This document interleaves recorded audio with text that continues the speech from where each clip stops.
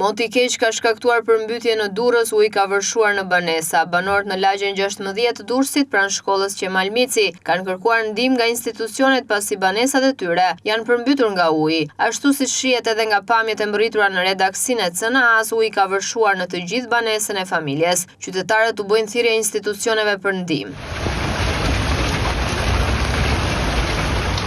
Situata më e vështirë në Durrës paraqitet pranë rreth rrotullimit të stacionit të trenit, kryqëzimit pranë stadiumit Niko Dovana, rruga e Shkozetit, rruga e plazhit, shëtitorja Taulantja, rruga që lidh zonën e Currilave, ndërkohë që vështirësi ka edhe në lëvizjen e automjeteve në autostradën Tiranë-Durrës dhe Ana-Sjelltas. Rreshtet që nisën që në orët e mesnatës kanë paralizuar funksionimin normal të qytetit. Përpasoj porti i Durrësit ka pezulluar punën përkohësisht, ndërsa disa institucione arsimore dhe aktivitete tregtare janë mbyllur për arsye sigurie. Bizneset kanë ulur qepenat për të shmangur dëmet të mundshme.